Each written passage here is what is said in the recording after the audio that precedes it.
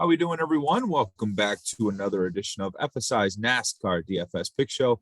I'm your host, TK Nation 47, joined with Mega Ruler 31. Mega, good morning. We are recording this the day of. Unfortunately, we don't have qualifying, but we're going to give you the best breakdown of these drivers based on track history, a multitude of factors. Go ahead and explain us what we're looking at.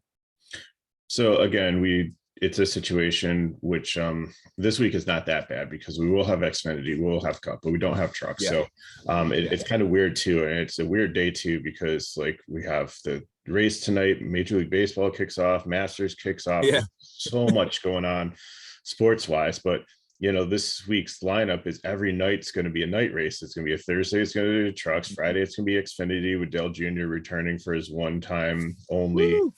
And then, you know, the Cup Series. And then F1 is like 1 a.m, Saturday into Sunday in Australia. So lots of racing to come. So again, absolutely. I know, you know, I do the best to look at track history, similar tracks, things like that. But this one's hard because there are 6 drivers that have never raced before.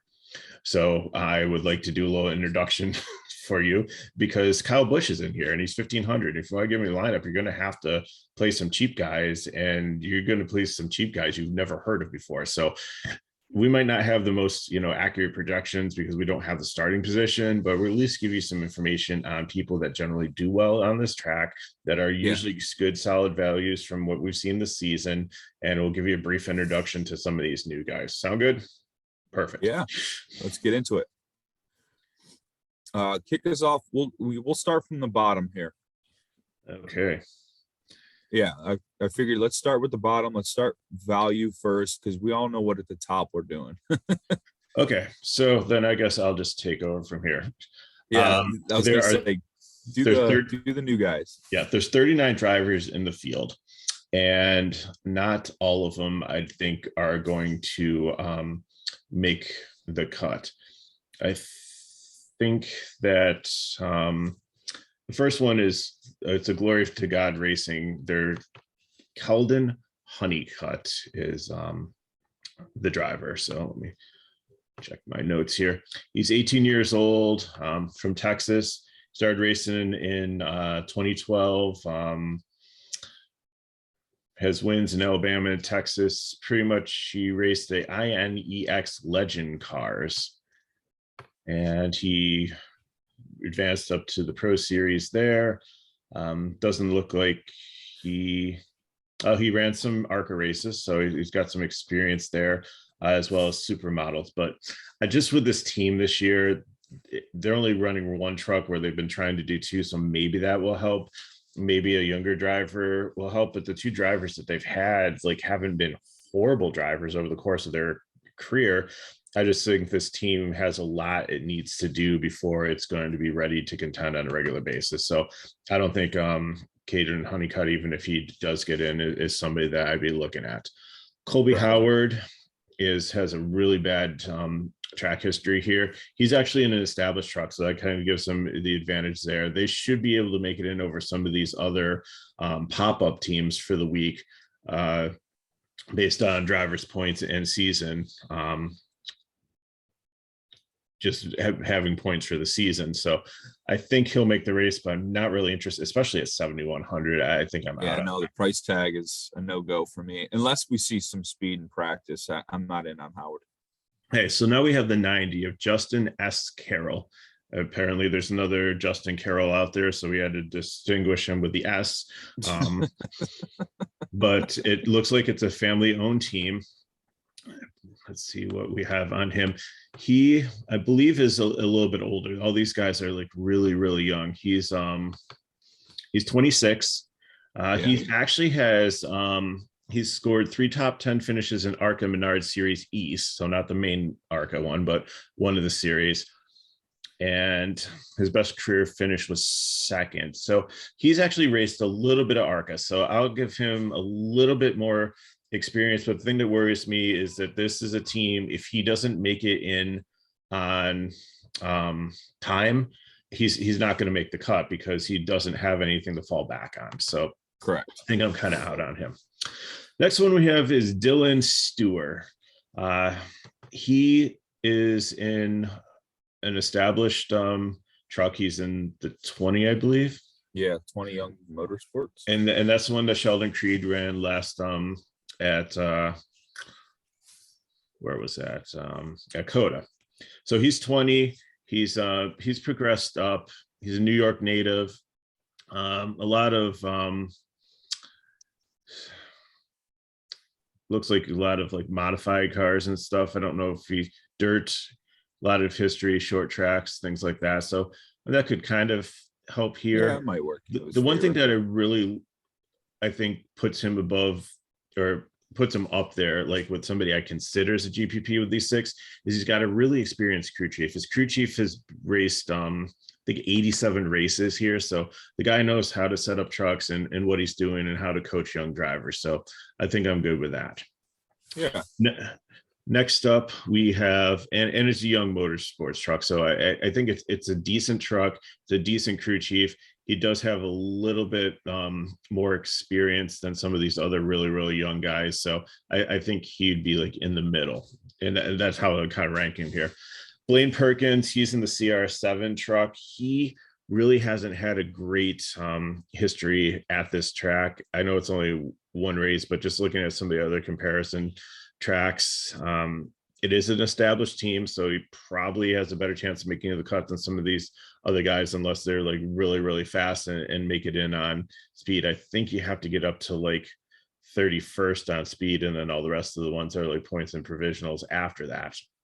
So I don't know if Blaine Perkins can do that, but I think he can get in backdoor, so I think at $6,000, he's kind of no man's land. Doesn't stand out as a driver for me. Does he for you, TK? No, I'm not. I haven't been playing Blaine Perkins. I know there's been some spots where he's been well, but I'm out. No thanks. Okay, so adding a second team to Colby Howard's McKinley Hillman Racing, Jake Garcia makes his debut, and let's see what we have for him. Jake Garcia, he's 17-year-old, raced midgets and did quite well with those, it seems, won some championships. So he's been racing since he's 15. He's actually has some ARCA Menards West Series exposure. He signed with David Gillian Racing at the end of last season. He drove the final race in the ARCA Menards West Series in Phoenix. He started 4th, finished 6th. So, I mean, that's not horrible. So I think he's someone to potentially look at also. I think I'd put him a little bit above, I don't know, I'd like maybe Stewart here with the experienced pit crew and a decent one over McKinley, a second car added to a small team. So I think I'd go for the 20 with the Young Motorsports. So, but now there's the 2 guys that I think are like the best suited ones here. Okay. In the 43, you have Blake Lithoian. He is part of the Drive for Diversity program. NASCAR has identified 8 drivers, young drivers that they really want to work with, that are minorities, that they really want to give the tools to try to succeed in motorsports. So everybody's really excited about here. This 43 truck has been really good with Thad Moffitt and some of the other guys in it this year. I believe they've got a tech, it's Reum Brothers back, but I think they're like working with GMS also. So the truck has been solid. He's 19 years old. He's from Massachusetts, and he's been very successful. I mean, he started racing go-karts at age 5. So this guy's been racing for like 14 years of something or another. I don't see that he has any experience in, like, he's got late models. So he's driven something a little bit more than a dirt or a modified. So I'm interested. I think he could be a definite punt. His price isn't horrible, and I think with the team and like what NASCAR is looking to do to back him, like to give him this opportunity, I think that he's going to rise to the occasion for this one. The final one is Chase James. He primarily competed in Lake models at Hickory Motor Speedway, close to him. I believe it's in North Carolina. He won 6 races in 2020. He had an accident where he broke his wrist in 2019, but he finished in the top 10 consistently his first year in 2018. So couldn't find an age on him. The dude looks like a model. Like when I looked up his like stuff on like the internet, I'm just like, this is like a male model driving a car more than than a race car driver. He looks like he's probably in his like early 20s or so. But I think, just these Rion brother ones, the 33 has been okay. The 43 has been really good. So as we're looking at the punts here, and again, we don't know who's going to make it in there, where they're going to start. But I think the most solid one is going to be Blake in the 43.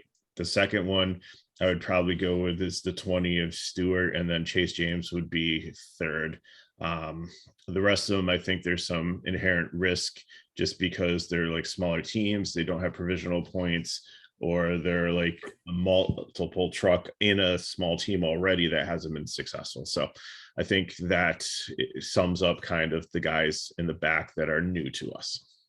Any thoughts? Well, thank you for breaking those guys down, because I had no idea who these gentlemen were.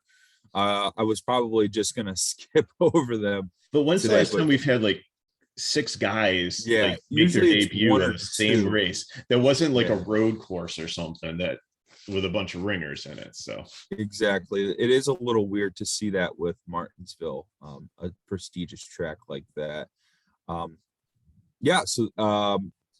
Next up we have Lawless Allen and Chris Wright. Chris Wright, maybe. Lawless Allen has been, a fan favorite, or a DFS fan favorite of weeks of late, because of some of the speed that he can, muster up. Do you have any thoughts on these two? I think I like Chris Wright better. Like, he only had 1 race here and he finished in 13th, and Lawless Allen finished 18th. So it's not bad. This season they've been decent, but like head to head, I think I would take they're very similar. I mean, they're teammates here. I think I'm going to favor Chris Wright in this one. But again, it all depends on starting position. Of course. Next up, we have Spencer Boyd in Young Motorsports 12, a traditional truck here. 5K is really cheap. How has Boyd been doing this year? Any luck on Boyd? Decent, and he's got 5 races here, which is a lot compared to a lot of these people that are just starting out or only had 1 race here last year. So his average finish is 20th. If he starts anywhere below 20th, then that's where we believe he can get up to. I think he's definitely one to look at. Only didn't finish in 1 race here, but could have been a mechanical problem. Maybe it wasn't anything to do with him, so we can just throw that out the window. So I think he's going to be very, very popular at 5K in the truck that he's in. I think that this is the one that Tate Fulgerman had last year, and I think he did pretty well at this race. So I like him. I think he's going to be very popular, unless he qualifies 7th or something, because that could always happen. But I think, if he does qualify below 20th, I think he's definitely somebody I'm going to look at. Next up, we have Haley Deegan, kind of taking a couple of steps back from what our initial thoughts were for her heading into the year. Now, I'm really hoping to see Haley Deegan qualify poorly so I can maybe try to play her, but that would be the only way. Yeah, 19th last year, has slipped back a little bit this year. Sophomore, I wouldn't call it a sophomore slump, but she hasn't been horrible. 63 might be in no man's land for pricing. Right. Because if you're trying to get some of these really, really high, if you're playing Kyle Busch and you want some of these other expensive ones, I don't know if you can get up to what her price point is. Right. But I think, like you said, if she does qualify poorly, I think that she's definitely somebody that you can play. It's a very good team. It's usually a fast truck. She's not one that's going to continuously lose multiple laps on this short track here and be down 20 laps, potentially Dean Thompson, who we're going to come to in a few, or somebody like that could, just you look up and you're like, how did they lose 46 laps already? Right. Like that. And it wasn't even a problem. They're just slow. Right. Haley Deegan's truck won't be slow, but unfortunately, I just don't see much upside for the price. Next up, we have Brett Holmes, 7K. Probably feeling a little similar on this play, unless he starts in the back. Yeah, not average history here. Everything, all the numbers are average on him. So he's not horrible. He's not great, but it's 7K. No, And he's priced next to Colby Howard. I just don't get that. Like, why those two are so expensive here. It just seemed, I guess it's because you have these 6 new guys on the floor there. It's going to push all the other guys that would probably be in the 4K range up. Right. So they're a victim of the 6 debutantes, I think, in pricing.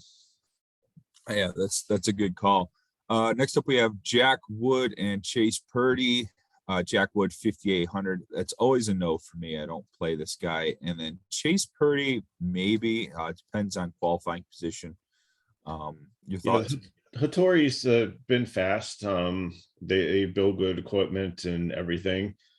He didn't do great here in 2 races. His average finish is 30th, so that makes me a little skeptical. And he's got that 6,800, so I don't think he's going to be somebody in a cash build that I can be able to even get to, because it's going to make my other guy be like one of the 4K guys. So I'd rather try to get 2 5s than 6, 8, and a 4. Yep. Next up, we have Dean Thompson and Tate Fogelman. I would think GPP for Tate Fogelman maybe, but I haven't been playing Dean Thompson, and I've been profiting because of it. A lot of people play this guy, and he wrecks out every week. Yeah, I think Dean Thompson is a little bit better than Fogelman. Fogelman has actually been a little bit surprising, but like, he went from a bad team to a worse team. Isn't this the same on point as Brett Moffitt and the Xfinity, where they overstressed themselves, went into 3 cars, and now like they can't like. Well, they only have one truck in the field this week, but yeah, true. So I kind of lean towards that as a sign. Maybe Fogelman might have a lot of the good resources towards his team today. And like you said, he's been driving pretty well. So I don't mind it if he starts in the back. If he starts anywhere near like 25th, probably not. He'll be popular though, because people recognize the name and they remember the one fluke win at Talladega last year. Yeah.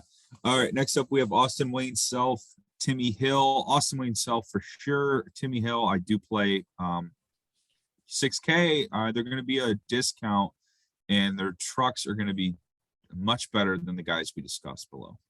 Yeah, I flirted with Timmy Hill in cash. I don't know. I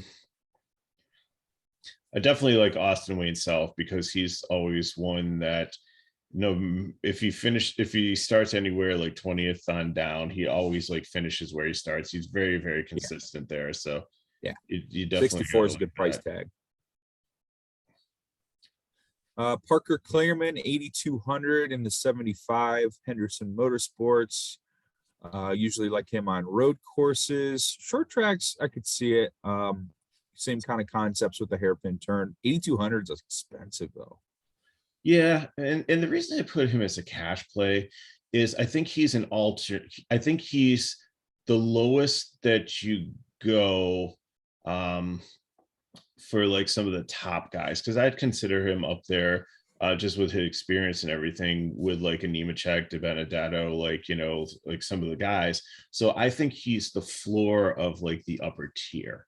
I like him better than probably Hocevar, just because I think he's not going to start as far up.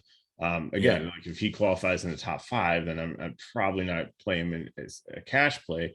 But anywhere, I think anywhere between 5 and 15th, even if he starts up there, I think you'd take him, because he always finishes well. All right, next up is Derek Kraus in the 19. Definitely gonna have some Derek Kraus. He's been driving really well of late, raced really well last week, or I think it was at the road course. No, The problem with him is he's got the inflated pricing bump. He should probably be like 63, but having the True. 6 debutantes, he's priced up there just because he's better than the new guys, but he should probably be like $1,000 less on any other slate. True. Next up is Tanner Gray. This is the driver I like over Kligerman. Yeah. This is going to be probably one of the highest owned plays. It'll be interesting to see if he qualifies inside the top 5, though, if people still stick around on him as a projected high owned play. What are your thoughts on that?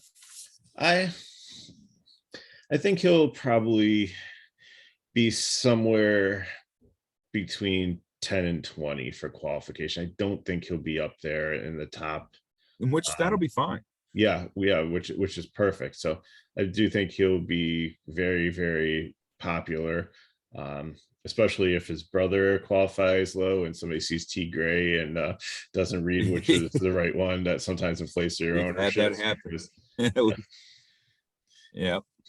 Next up is Tyler Ankrum, 7,800 in the 16 truck. I could see it for Tyler Ankrum. Not seeing much on history. Your thoughts here? He said at least had 5 races here and finished 20th. Like he's got the exact same statistics as Spencer Boyd. But I think, if you put the two of them head to head, of course, Spencer Boyd is a lot cheaper. I think Ankrum is definitely a more solid driver. However, the thing that concerns me here is the 7,800. Can I use that, especially if I'm Tanner Gray's a priority? So I don't think I can get another 7,800 guy in my lineup. I think it's going to be a stretch to get Tanner Gray in, unless I'm only playing like Kyle Busch and then one other like mid-level potential dominator guy. Mm-hmm. Next up is Jesse Little in the O2 Young Motorsports, 5,200. This looks like the play of the slate. Yeah, good pricing. He's priced down with these guys. He's an experienced driver. He'll probably start. Got the truck. The O2 is a good truck. Yeah, he'll probably start somewhere in 25th or less. His average is 27. So even if he loses a couple positions at 5,200, I'll take it. Yep. He's going to finish ahead of most of those debutants, including some of the guys that are great, that are, like your Jack Woods, potentially guys like that, Blaine Perkins, Colby Howards. He's going to finish ahead of those guys. So even if, like you said, he qualifies 25th and finishes 26th, we'll still take that at 5,200 on a Kyle Busch slate. That's the key figure here. Next up, we have Matt DiBenedetto in the Rackley War. The 25, DiBenedetto is not driving these trucks well. No, and actually, I'm going to throw Nemechek into it's just funny how my program kind of ended up them next to each other. Neither one of them have really met expectations this year. And right. Really been great. And I don't think you can pay this much for these guys unless they're starting way in the back and there's going to be a lot of place differential. That's the only reason that I agree. You would play these, because I don't know, like John Hunter Nemechek, unless he's on the pole and like something happened to Kyle Busch's truck and he like finishes 8 and he's going to be your first dominator, knowing that Kyle Busch is eventually going to pass him and then potentially lead the rest of the race in like 3 laps. Right. Well, no, it'd probably take longer than that. But yeah. And the other two dangerous things about these guys, and we talk about it every single week, is these guys are racing for a truck championship. So they need to pay attention to stage points and things like that. So they can't pit before that, get track position. They really want to try to get as many points for the championship as they potentially can, especially Nemechek, who's one of the favorites. So they have to kind of keep a strategy with pits with the rest of them. So I think that kind of hurts them. I think the pricing's a little bit too high. So unless one of them's on the pole and like look great in practice and qualifying, or one of them's like way far down and has a lot of place differential, I'm out on both of them. Yeah. So John Hunter Nemechek, I have this theory here with Kyle Busch Motorsports. He's gotten off to such a horrendous start with wrecking out of multiple races and not dominating as he usually would. I think Kyle Busch is coming down to this Martinsville race He's going to get a feel for the truck, the track, how John Hunter Nemechek's team should set up the truck, how he should be racing this truck. And I think it could lead to a better weekend for Nemechek. The problem is I'm not paying $12K for a guy that's trying to find himself as a team. You know what I mean? I'm not trying to figure that out while I know the 51 and the Kyle Busch, leader of 187 laps in this race over the course of time, won it. I'm just going to play Kyle Busch when it comes to fantasy. But for me, watching it from a perspective of just a fan, I'm looking to see if Kyle Busch, as a good team owner, is going to help John Hunter Nemechek kind of get back to form. We'll see that in the race. But for fantasy purposes, just play Kyle Busch. Next up, we have Taylor Gray, 6,600, another one of those fantastic value plays that we've been waiting to talk about. David Gilliland Racing. It's going to be the Gray Boys tomorrow for me. I'm in. Yeah. Or today. Sorry. Yeah. Tonight. Yeah. That's why I haven't listed as a prime play. I think that he's another one that's going to, unless he qualifies like stupid high, he's going to be a very, very solid play. He's only run here once. He's 8th, but if I looked at the rest of his like short track history and the few races that he's run in the truck series, he's done quite well. Like he's at least, finished pretty much where he started or advanced a little bit. So, and the price tag is really nice at 66, a little bit higher than, but again, like I'm taking him any day over Dean Thompson, over Brett Holmes, over Colby Howard. I think it's just, he's criminally underpriced at 66. Correct. Next up, we have Ty Majeski. I don't mind this car or this truck here. He's been pretty quick all year. 8,400 I think it's a fine GPP spot. Like if you pivoted off Kligerman and you went with an Ankrum and you went with Majeski and you kind of like a more balanced build, I think it's a fair play. The only thing that concerns me is he's raced 5 times here. He has 1 top 10 and his average finish is 25th. He has 3 DNFs. He's only finished 2 of the 5 races. Now he's in the Thor Sports truck. He hasn't. I was gonna say the truck's different. Yeah, so I mean, he's on a better team now. Was he in? I can't remember where he was before this, but it doesn't matter. You're right. So I think he's a little bit risky. So I definitely, might sprinkle him into GPs depending on where he qualifies, but I am proceeding with caution.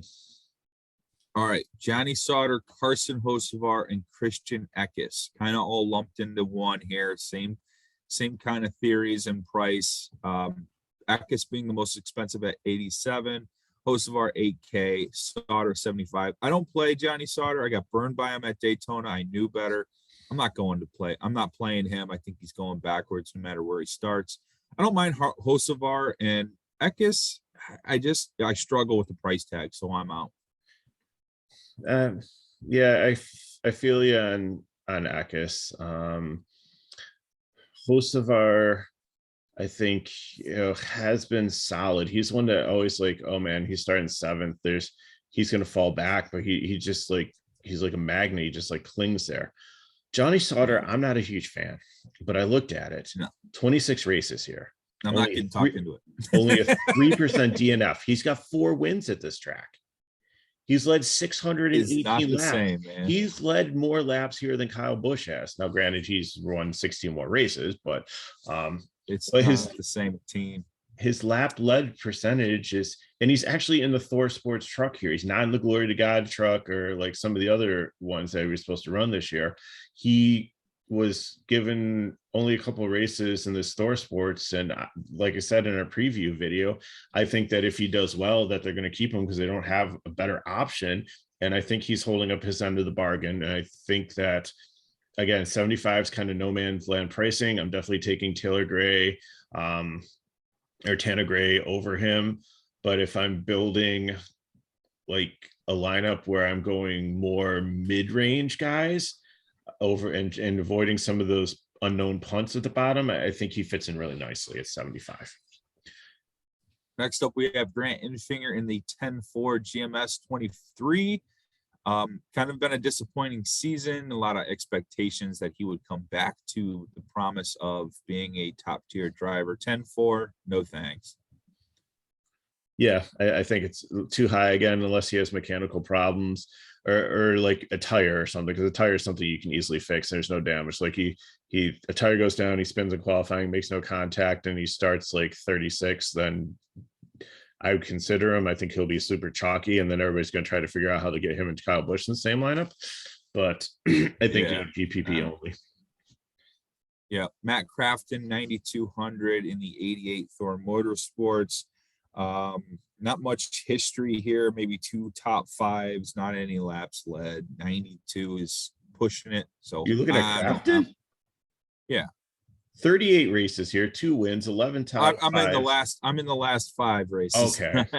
Okay. Yeah. So Matt Crafton has been racing here since they did in horse and buggies and chariots. But I think yeah, recently, no, but like, again, okay, maybe I'm looking at Kevin Harvick numbers where, I've always said the theory about him is if you've raced someplace 38 times, you're going to be good at some point in your career. And apparently this is not it anymore. So, okay, 9,200 GPP, move on. Yeah. In the last 5 races, he's only got an average finish of 10th. So if he qualifies anywhere before 10th, I'm probably out. Chandler Smith in the 18, 10-1. I can understand it. Chandler Smith in that race last year finished 4th. I just hate how all these guys, they're making you pay the price on these guys because you can't fit all of these guys in one lineup, and it's hard. I don't know. He's been solid and GPP, but here's the scenario. You play him with Kyle Busch if he has the pole, or if he has the same situation. There's these 10K guys, there's 2 things you play them. You play them if they have the pole, and then Kyle Busch is going to catch up and take over, but they're going to get the first lap sled, so you're going to capture that. Or there's a huge opportunity for place differential because it's a really good truck, a really good driver. They're eventually going to knife their way through this field and get up there, and you can't leave that place differential on the table. Next up is Ben Rhodes, 10-8. That's same situation. Too expensive for me. Can't pay it. Can't pay it on this slate. Same situation. However, Zane Smith, he is on absolute fire. So if I'm trying to put somebody else in with Kyle Busch and I'm paying up, then he would be the priority. It's going to be rough, but I'm taking him over Nemechek, over Rhodes. Yeah. Chandler Smith might be the only other one close to him in the high 10K range that I would consider, just based on how well he's done recently and probably having a similar setup to Busch, and really seems to rise to the occasion when the boss is in the race. But Zane Smith, they've just done amazing things this season, and I might actually put a future on him for the title. Good call. I like that. Zane Smith won this race last year. He had 85 laps led. I think he is the other dominator in theory here for this race. I like him for GPPs. Stuart Friesen that's a laughable price tag in my opinion. 9K is way too high. I don't care where he starts. I'm not playing Stuart Friesen. Yeah, he's had a good form the last couple of races though. So that's why my model has him so high up here. But I think it's too high and too risky. Yeah. All right. And next up we have William Byron at 9,800, driving in the 7 Spire Motorsports. I'm definitely going to start my lineup Kyle Busch, William Byron. Yeah, I think you have to. This is the truck that Austin Hill had at Daytona. It's not a bad truck. I don't want to say it's an all-star truck because it's not like made from all-star material or for like an all-star, like as you look at the 18 in Xfinity, where that's a Gibbs car and they really didn't have a steady driver, so they're bringing like all these like really cool guys in to race it each week, and it's highly competitive. This is probably like a step below that. This is a solid truck that they're bringing in big names for the Spire team. Spire has actually made some strides in Cup this year.